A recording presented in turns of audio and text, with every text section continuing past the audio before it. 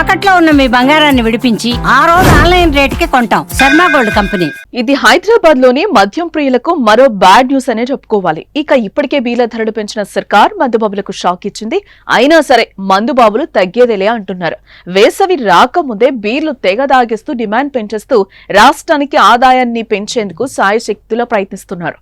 ఈ నేపథ్యంలో పోలీస్ శాఖ బ్యాడ్ న్యూస్ వినిపించింది. ఈ నెల 14వ తేదీన అంటే రేపు మద్యం దుకాణాలు మూసివేయాలని ఆదేశాలు జారీ చేసింది. 14వ తేదీన హోళీ పండుగ సందర్భంగా ఈ నిర్ణయం తీసుకున్నట్లుగా పోలీసులు అంటున్నారు. పండుగ నేపథ్యంలో 14వ తేదీన ఉదయం 6 గంటల నుంచి సాయంత్రం 6 గంటల వరకు వైన్ షాపులన్నీ బంద్ చేయాలని పోలీసులు ఆదేశించారు. ఈ సందర్భంగా పోలీసులు పలు కీలక సూచనలు, హెచ్చరికలు కూడా చేశారు.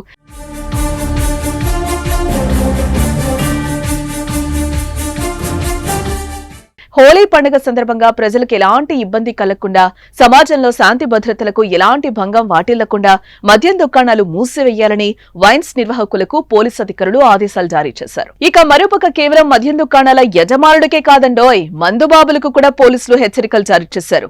హోళీ సంబరాల పేరుతో మద్యం సేవించి బహిరంగ ప్రదేశాల్లో గొడవలు సృష్టిస్తే కఠిన చర్యలు తీసుకుంటామని పోలీసులు హెచ్చరించారు. హోళీ వేడుకల్లో పాల్గొనేవారు ఇతరులకు ఇబ్బంది కలగకుండా పండుగను జరుపుకోవాలని సూచించారు.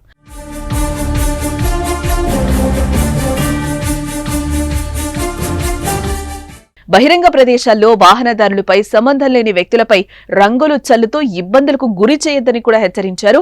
అయితే హోళీ పండుగ రోజున యువత రంగులు చల్లుకుంటూ తెగ ఎంజాయ్ చేస్తూ ఉంటారు.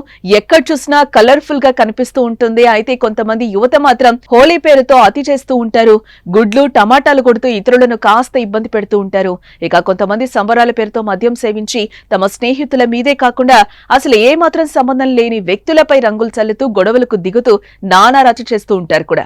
మరోవైపు హోళీ రోజున పెద్ద పెద్ద గ్రౌండ్లలో రైనీ డాన్స్లు, డీజేలు పెట్టుకుని తెగ సంబరపడిపోతూ ఉంటారు.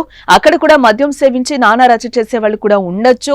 హోళీ సందర్భంగా కూలి పనులు చూసుకునే వాళ్ళు పండుగను జోరుగా జరుపుకుంటారు. తమకొచ్చే వసూళ్లతో విందులు చేసుకుంటూ ఉంటారు. మరి ఇలాంటి విందుల్లోకి మందు లేకపోతే ఎలా? అరేరే, పెద్ద సమస్య వచ్చిందే. 6 తర్వాత షాపులు తెరుస్తారు కదా, అప్పుడు చేసుకుంటే సరిపోద్ది.